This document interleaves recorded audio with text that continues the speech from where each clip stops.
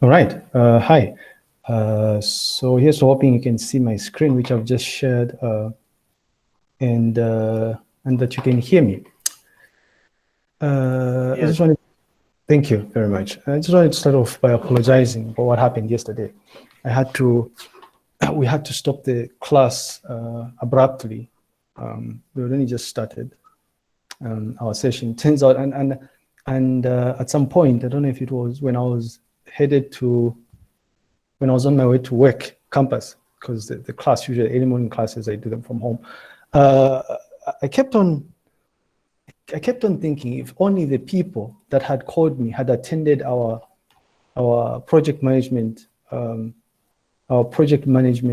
lecture series, specifically where we were discussing group communication. It was clearly, right, and that's okay. I mean, clearly something wrong here, right, with the way things were done. I mean, it's random to call someone say supposed to be invigilating. No, that's okay. Again, I'm sorry about what happened, but we proceed. So I'm hearing, I don't know if you've heard this rumor as well. I think I heard it from a colleague. Apparently, there's likely going to be like an extension of the semester or something. Has anybody heard anything to that effect or no? I don't know. I hope it's true. I have. Yeah, I'm hoping it's true, in which case we'll be able to finish off we'll be able to cover all the lecture series and make sure that they're part of the exam. We shall pray tonight and maybe tomorrow, because it's Sunday, so that it's true, so that, we cover what we're supposed to cover in the course. All right, so unless if people have thought about any random things, like questions that they might want addressed or something before we proceed. If not, then I'm just going to do one of those reboots, right, where I'm just going to talk about some of the things I briefly spoke about yesterday. So I started off by reminding us that we had gotten to a stage where we discussed the broad spectrum of the different testing categories, or ways in which we can categorize testing, right? So we can view testing from the perspective of the individual components, individual components associated with the system that we're building. So, and I keep on mentioning that this idea of component here, of course, I mean, we could say it's subjective, maybe it is objective or something. You can decide, right? So you can decide to do your testing at the function level, right? So you can view your system, from so many different perspectives here, right? Once you start writing the program, you can view the system as a whole, you can view it as being composed of different subcomponents, right? You can view it as being composed of specific features that map onto, I guess we could say, use cases, for instance. And then each of those individual features, obviously, if you've taken an object-oriented programming approach, each one of those different features will probably be composed of, I don't know, could be packages or something, right? And the packages will comprise classes, interfaces, and abstract classes, and all those different things, right? Within the classes, you find methods, right? So what we're saying is that component testing could involve you testing things like the methods, or indeed functions, if you're not taking an object-oriented programming approach, for instance. Could involve testing individual classes, right? Features. And then the other category of testing is so-called system testing, where you're testing the system as a whole.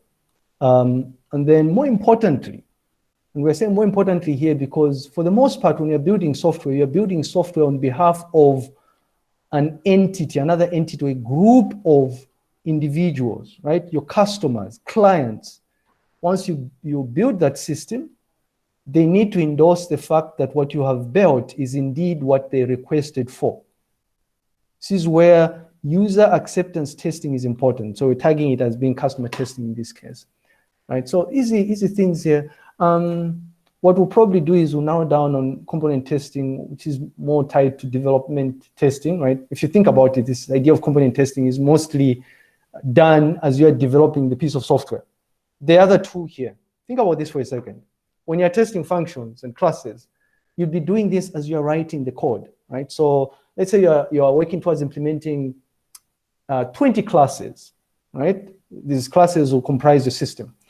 As you finalize, as you're working on one class, right, class 1 of 20, you'll be testing the individual methods and then functions and everything else you might have in that class, right? Or constructors if you want to test them. Don't know how or who would want to do that, but in case you want to do that. And so what we're saying is you're doing that as you are writing the software, right? During the development phase, new implementation.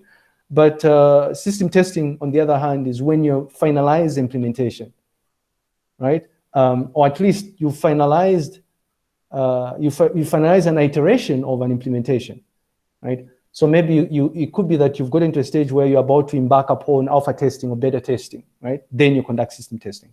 Then there's the customer testing as well, is way after you're done with implementation. That's not to say though that you don't cycle through. If you remember the STLC process, we said it's iterative, right? You go into a loop here.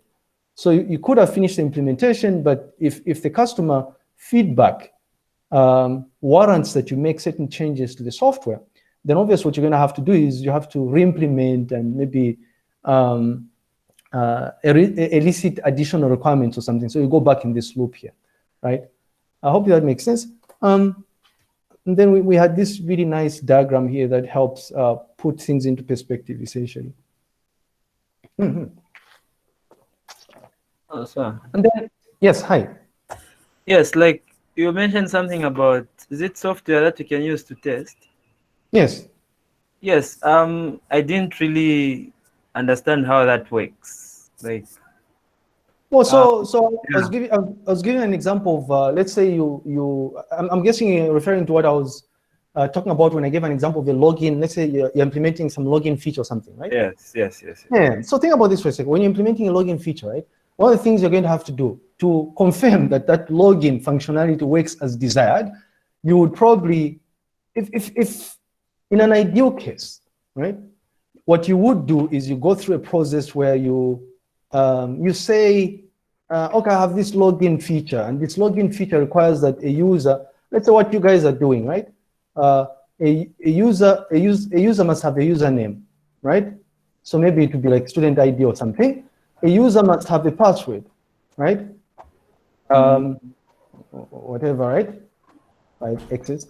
So what we're saying here is that one of the tests you could do here is that for you to test if the login module works, and of course, I mean, there's other tests that you can do here to check if user exists or something, right? Think about the broad range of things that you might have to do to test if the login feature works. And this is the idea behind testing, right? The idea behind testing is that, especially developmental testing, in this case is like unit testing. What you do is you feed, you'd be testing using known variables, right? So for instance, you would first of all test, let's say we have non-knowns or something, right? And then you'd have things like known unknowns or something, right? So what I'm saying here is that for non-knowns, what you'd be doing is you'd be testing. You feed the system a username that exists, a correct password, right? And then so what you do as part of your test is you do things, funny things like when I feed system with correct username and password, it should behave in a certain way, right? It should log you in. When you feed system with existing username, it should log you in, right? And then for non-unknowns, you'd say you do pretty much for this particular example here. We can just assume we do the same thing here, right? So you feed system with incorrect username, you feed it with incorrect password, and then you see how it behaves. It's supposed to behave in a certain way. You're just confirming that the system works as desired, right? So incorrect password. Feed the system with non-existent user, right? So if you're not using any testing framework, right, if you're using any testing framework, you can manually do this. You can manually test this. It's not a problem here, right? Maybe you have a database that keeps track of the different users of the system. And so you create some funny form, right? And then within that form, you just type in the username and then passwords, different varying combinations. Now, if you think about this for a second, what you'd be doing if you do this manually is you'd make your job much, much harder. It's too tedious, right? There are certain complex features that would be hard to test if you do it manually. This is where testing frameworks come in. What you do with a testing framework is you incorporate it with your code, and then you just feed it with test cases. So you identify the different test cases that you want, and then you just make use of the test framework. It's not that hard. Okay. Yeah, I don't know what testing framework is. Let's just see here. I've not used Java a lot here, but Java test frameworks. There's bound to be like popular. I don't know if Selenium qualifies as a test. Maybe it does. I mean, I've used Selenium, but not for this. Top Java test frameworks for automation. This is called automated testing, by the way, right? Instead of you manually testing, you automate the testing process. This is what they do, right? Okay, so in short, like, despite you having the framework, you still have to feed it with, like, yeah, so that it's customized with what you want. Like, yes. So you still need to go through a process of identifying the test cases, and this is a crucial part of testing, right? Coming up with the test cases. I guess at some stage we'll probably talk briefly about some techniques associated with unit testing that you use to identify test cases. So partitioning and all those fancy things here. I don't know. So, I mean, if you're into Java, you might have heard of JUnit. I mean, I've not used it, but I'm sure you should be able to. If you're implementing your application, I don't think you're going to have to test anything anyway for your feasibility prototypes. But if I were you, by the way, here's the thing. I'm going to pause for a little while here because I was talking to a colleague from the other side of campus, from Natural Sciences, and he was having a meeting with some of his students, right? So he called me and then put me on speakerphone on something, and then so he was advising his students to say, the third years, right? You must start thinking about the projects you're going to be working on right now. During this long vacation period, you must start thinking about ideas.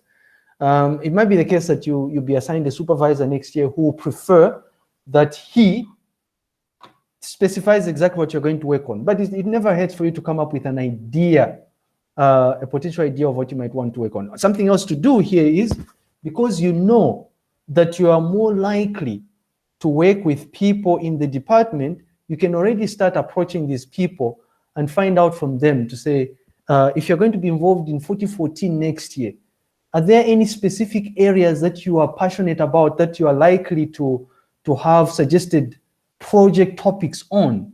If so, are you able to give us an idea of what those topics are going to be like, right? So that you can already start preparing yourself for what's coming next year.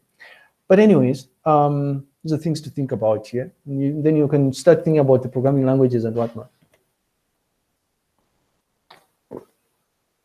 I don't know if there are any other questions, but back to our discussion, our topic of discussion, which is lecture series number 11 here.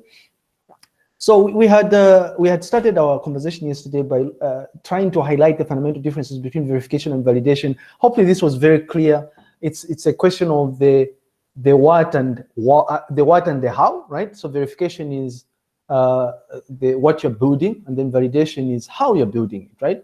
So you verify to ascertain if what you're building is the correct product, and you validate to ascertain if you are building the product the right way, right? In both of these instances, you get input from the SRS document, right? So, but in the case of verification, what you're building, you might also get input from the design documents, right? So that you refer to those design artifacts, your class diagrams, for instance, your activity diagrams, state machines, if you've implemented those fancy things as well.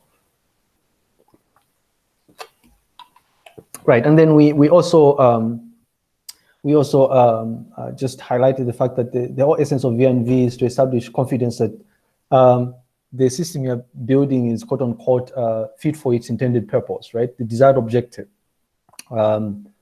specified by your clients. And the purpose can be viewed from so many different perspectives. So the purpose of the software, user expectation, and the marketing environment, the environment within which it's going to be deployed, essentially. Not sure what this testing model diagram was all about, but I'm just going to have to open it up here so that I check it. I do apologize for that. I guess when I was, I'm sure the document itself doesn't have this thing as well. Anyway, I'm sure it's just a summary of what I was talking about in the software process. It's fine. I'll update the slides once I put them on. I'll update the slides and then put them on the Moodle here. Right, so I mean, just to again highlight the importance of what I introduced as development testing, which is also tied to component testing. It turns out I guess it's crucial in that this is where testing begins, right? So the whole testing process begins with the programs that you're writing, the software, the source code that you're writing. So the purpose of program testing is nothing more than to showcase that the software that you're developing does what it's intended to do. And what you do as you are testing the software really is, whether it's manual or it's automated testing, is you're executing the code that you've written, right? Using those test cases that I spoke about here, synthetic data essentially. Right, so if you're testing the login module feature, I gave as an example, for instance, it's not like you'd be testing it with actual authentic data that your clients or your customers are going to be using, but you make up this data, right? Because you'd know beforehand exactly how the reward data is going to be like, right? For instance, you'd know beforehand to say usernames for the makeup request application or something will require that students log in using their student IDs. So you can make up synthetic data, right? You come up with some random student ID, just make sure that it conforms to the user standard, right? And then maybe you might also know beforehand what sort of rules are going to be associated with things like the password, right? So maybe minimum of 8 characters and all these fancy things. So you can easily manufacture the data. You can come up with synthetic data. And there are tools, actually, it turns out, if you're implementing generic features, there's tools that can be used to generate synthetic data. But key point here of program testing is you're executing the program using synthetic data. And then so once you execute the program using synthetic data, the test runs that you're conducting, right, using the test cases, will be used to check for errors, right? Any problems that might manifest themselves as you're executing this program using the synthetic data. If you realize that you are logged on even when a password has 3 characters, when in actual fact, the requirement is that the password is supposed to have a minimum of 8 characters, and you know that there's a problem there with your code, right? So you make the appropriate changes.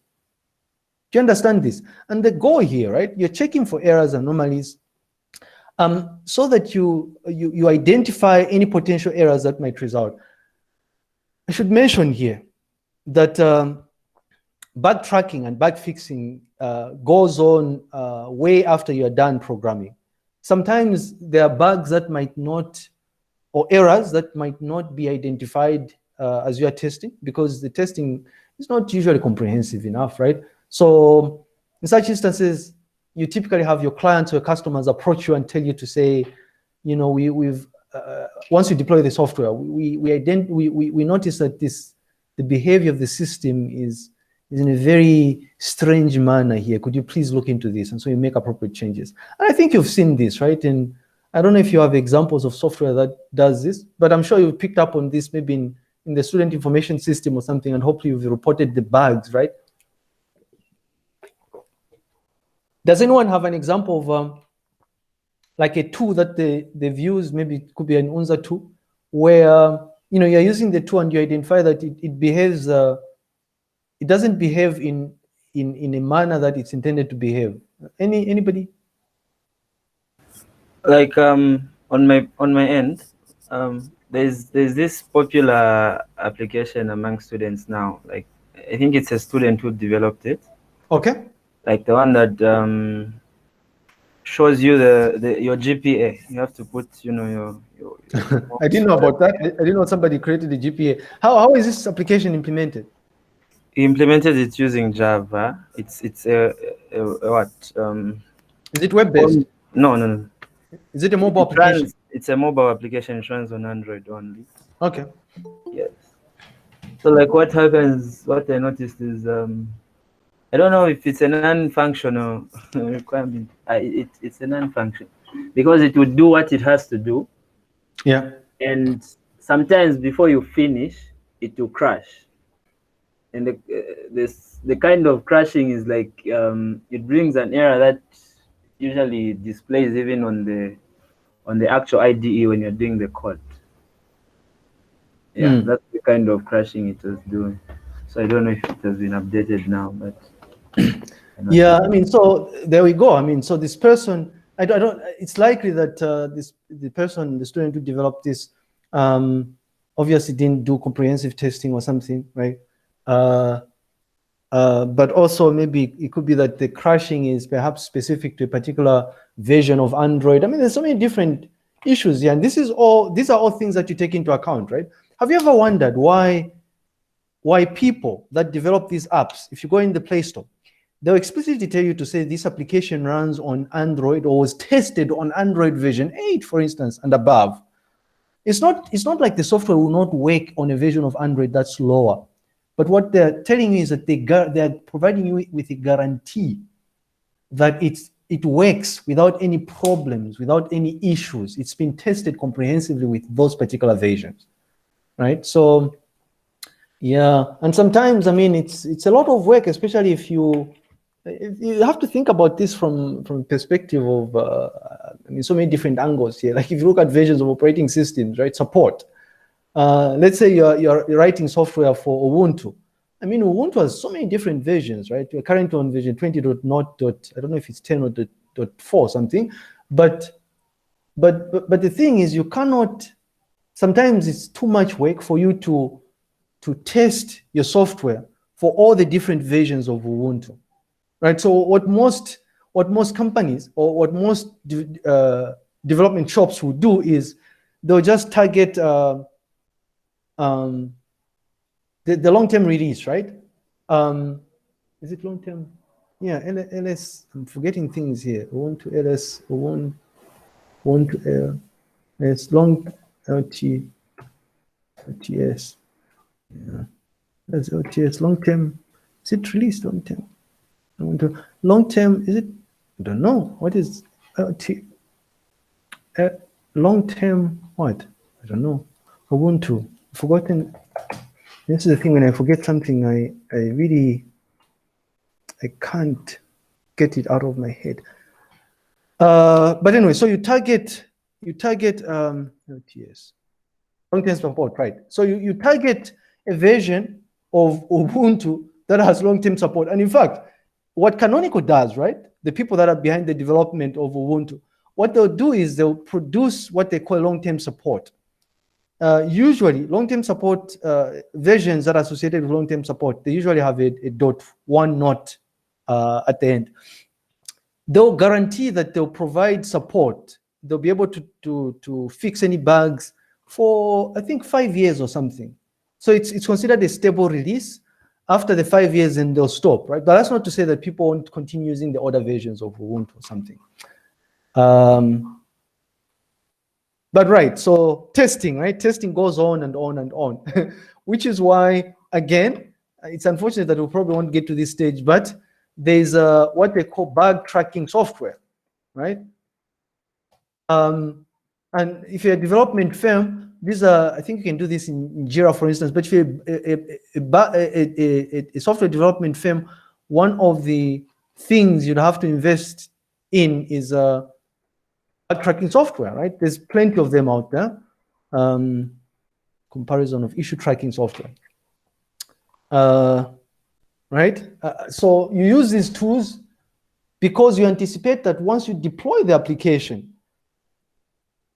it's likely that bugs will be identified by users, things that you might not have picked up during your testing process, right? And so the idea is to make it a lot easier for users to be able to report those errors to you.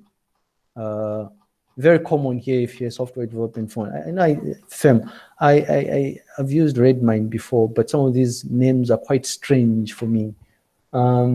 It's not uncommon for you to, or it's not uncommon to have issue tracking embedded within a pre-existing piece of software. So for instance, if you go on GitHub, if you've started playing around with GitHub, what you notice is that there's a provision for you to track issues, right? So probably not here, but you can have, if I can go to the auto classifier, I guess that would be nice. You can have people, once you develop software here, you can have people, you see the issue tab here, you can have people come here and then create a new issue, right? And then they'll be able to tell you what the problem is. I do this a lot myself when I'm using tools like Financesto, I guess I use this a lot. No, it's not in my repository. I just want to give you an example of how people report errors, right? So you don't necessarily need a dedicated piece of software, although it's nice, especially if you develop large-scale software for a living. If you're a company that specializes in developing software, you want to do that. So if you look at example of Financesto, for instance, all right, if I go under issues, there's 73 issues. Some of these issues are open, some of them are closed. So we can filter, maybe we can, I guess we can filter. So, but this is the thing here. This is how users will report, right, issues. So we can look at one of these. This was opened yesterday. I wonder what this is. I wonder if Lighton has opened any. Can I check for Lighton, please? I think Lighton has. I don't know. Let me check. I haven't. I thought I did. Wow. That's fine. Maybe I haven't. Maybe it's a different repository or something. That's okay.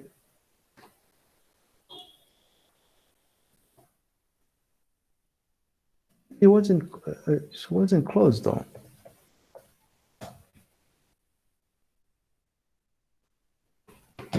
That's okay.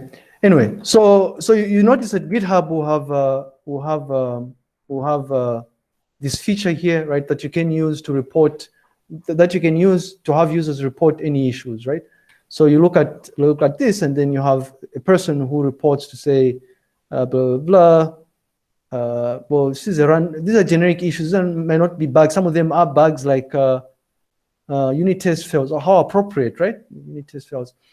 So you have someone describe the sort of problem they have, and then the people developing this software will be able to respond accordingly, right? Once this issue is fixed, it's closed, right? So sometimes you can have a back and forth between developers and users, especially if we were to maybe look at the closed issues here, the 29 closed issues. What you notice is, if you look at one which has a number of comments here, maybe this is, oh, it's actually tagged here, there are bugs. Some of them are feature enhancements, requests or something. This is quite nice, I guess. So if we go up here to see back and forth, search payee by category or something. This looks like a search enhancement or something. So you can have this, and then you have a back and forth. I love GitHub because for the issues that people raise, as a developer, you gain a sense of whether it's important by looking at the interest, right? So you have likes, right? I don't want to like this myself because you have likes and whatnot, similar to Facebook or something. Yeah, Facebook. But yeah, so testing continues, right? Throughout the lifetime of the software. It never stops, unfortunately. They'll still come back to you. This is why if you go to companies like banks which use really, really old software, they'll still go to people that are familiar with the software and say, we have a problem, right? Can we do this? And then I did mention that testing is just one of a number of activities associated with V&V. In certain instances, inspection might be important. All right, so again, this probably has already been mentioned, the idea of like why we might be interested in conducting program testing, right? It's possible for you, by the way, to write code without testing, right? Good luck doing that. You know how you start writing your class and your function, you don't test it at all. You just write it and then you deploy the software. It's possible. But the problem here is that it's likely that the piece of software that you're going to come up with is not going to conform to the customer specification, right? So in essence, the significance of program testing is for you for you to be able to demonstrate to the developer and the customer that the software meets the requirements essentially, right? So in the case of custom software, right, bespoke software, as they introduced it to you in 1020, right, by Mr. Malim here, what this entails is that you want to be able to test each of the different requirements. For generic software, you're interested in testing the features, right? Plus like a combination of different features that are related to each other. Why do you think you might want to test each requirement for bespoke software? Why do we not test for each requirement for generic software?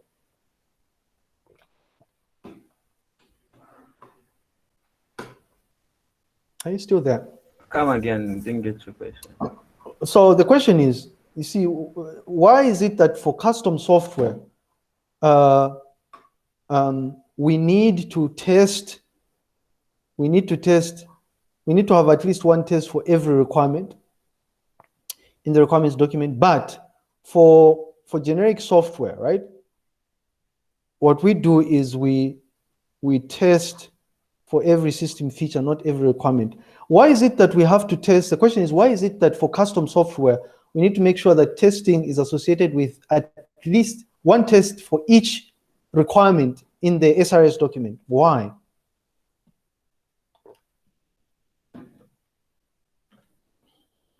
I think for us to ensure that it's what the customer wants. Okay. For the custom software. Why do we not do this for generic software though? Yes, just a contribution on that one. I don't know if I'm audible enough. You are audible enough. Okay. Just a contribution on that one. I think it's important to test custom software applications simply because we get the requirements that the customer really needs or expects from that system. So like we have to ensure that we develop that software or system according to how the customer really needs it. Yeah, thank you. Okay. That's a brilliant contribution. Jackson, you didn't finish what you were saying? I was trying to analyze why it's not done for the generic one. Why? Think about this for a second. Maybe we might bring it in the test or the exam. Anyway. All right. It'd be nice to think about this, right? All right. So I would say for the generalized testing, I would say it has already been tested. So you just generalize their code, but for the custom one, because they're inputting new features, so you need to test each and every requirement. No, so the generic software hasn't yet been tested. I mean, none of these. So you have to think about, maybe let's start from the basics here. What's the difference between custom software and what we're calling generic here? Maybe the phrasing is different. What's the difference? Do you remember this difference in 1020? What's the other name for generic software? Do you remember this word, off the shelf? It's been Bell's dog. Okay, I mean, okay. It's a thing. I mean, one way of thinking about this, the differences in this is think about popular tools that you use. Custom software, SIS at UNZA. Generic software, off-the-shelf software. Microsoft Word or Microsoft Office.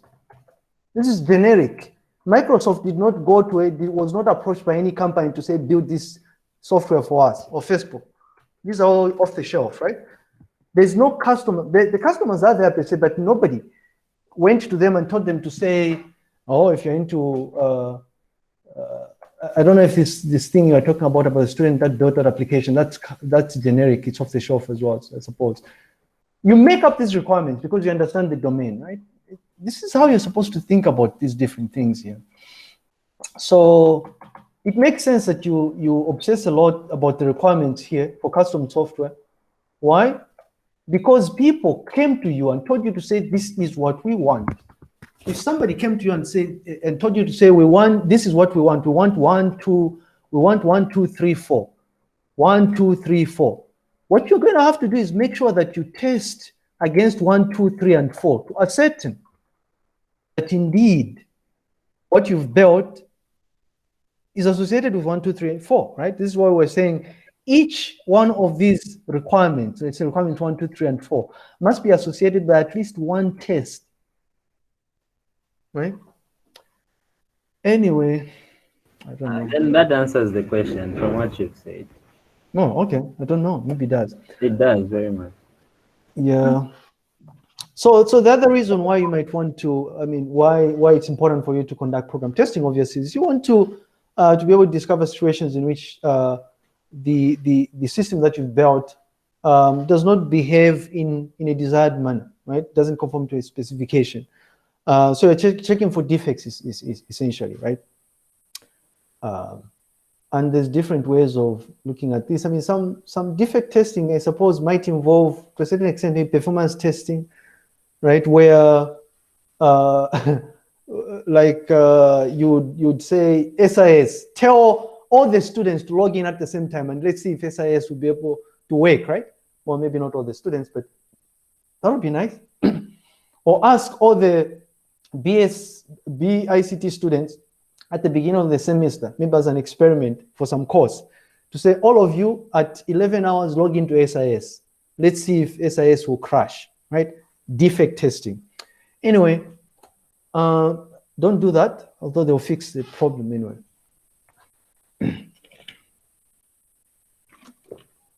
Yeah, I mean, just to kind of highlight, or just touch more on this idea of validation and defect testing here. I guess most of these things were already mentioned here. One of the very first things you're doing is validation testing, really, to ascertain if the system performs as required, using your test cases, obviously. And your test cases will typically have your expected output, right? So when you log in with this username, this is the expected outcome. When you develop a software that computes the grade, if you feed it 90, the output should be A+ or something. I don't know, right? And then obviously, the second goal is associated with defect testing, where you are exposing. You're interested in identifying potential defects associated with your system. Essentially, you're feeding the system with erroneous input to try and figure out exactly how it's going to behave, essentially. I don't know if this is something that you'd want to do in life, right? I don't think you'd want to do this in real life. I'm wording out here, but I was just thinking, you normally don't test in bad things, right? Like you don't experiment with bad things, but you do experiment with bad things during software testing. That's what we're saying here. You validate against correct things. You test for defects with bad scenarios, right? Anyway, to identify defects. It's like you saying, what would happen if I started drinking cooking oil every day, right? A glass full of cooking oil every day or something. Don't do that, right? That would be like defect testing. What would happen if I started exercising every day, right? By adhering to the World Health Organization recommendations. You live longer, I suppose, I don't know. Or you won't have to worry about problems manifesting themselves once you're old. But some of the goals here, again, looking at validation testing and defect testing here is, for validation testing, you're trying to demonstrate that the software meets the requirements. A successful test will show that the system operates as intended. And then for defect testing, you're trying to identify faults, right? Problems with the software. Essentially, problematic behaviors associated with the software. So a successful test associated with defect testing will make the system perform in an undesirable manner, right? And so you end up exposing a defect. Classic example is what Jackson was talking about the piece of software that was developed by, I guess, a student or something that computes your GPA. All right. Although we don't know what sort of test input, what sort of test case Jackson was feeding the software, right? I guess that's a bad example here. We would know if Jackson would be able to explain to us exactly what he was doing at the point when the error popped up or something. Then we'll be able to figure out, say, this is the type of input that was provided to the system, right? So again, just to provide a visual representation of what we're talking about here, when you have your test case, you obviously have input and expected output, right? So both validation testing and defect testing. You have input data that you feed to the system, and then you have output data. You already know all these two things. The test cases will comprise of input data and expected output data. So you already know exactly what sort of behavior the system is going to exhibit. Feed it to the system, and then you get back an output. All right. So again, just to kind of wrap up this section here,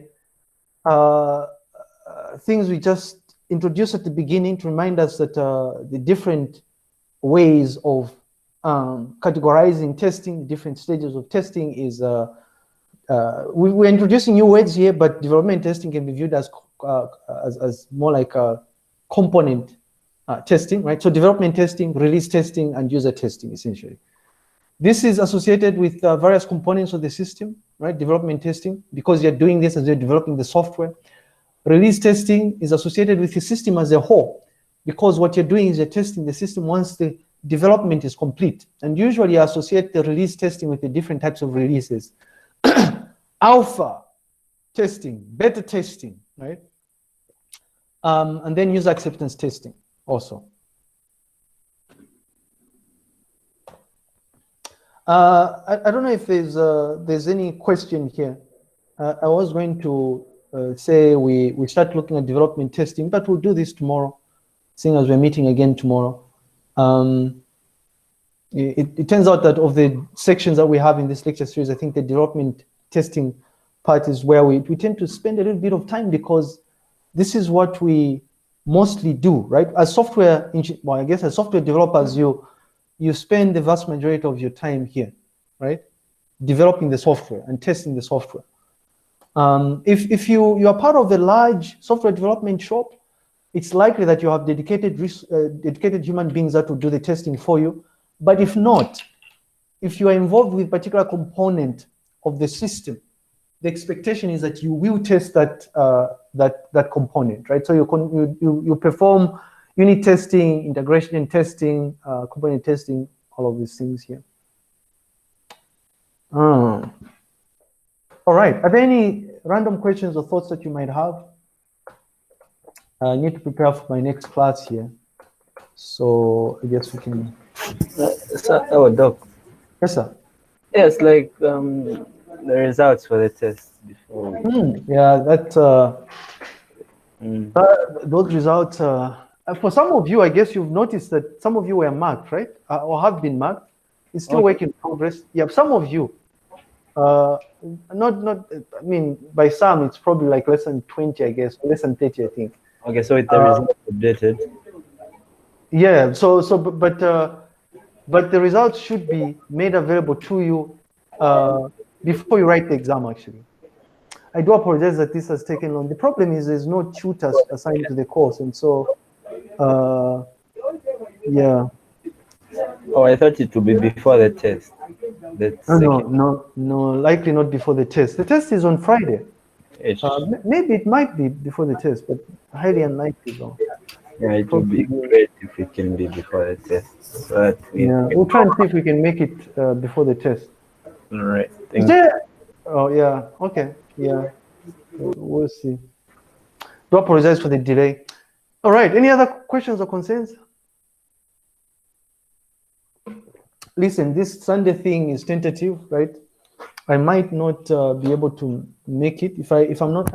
my Sundays turns out to become very strange ones. But if it turns out that I'm not going to be able to make it, I will send out an email. But tentatively, we'll just assume that we're meeting at 16 hours tomorrow.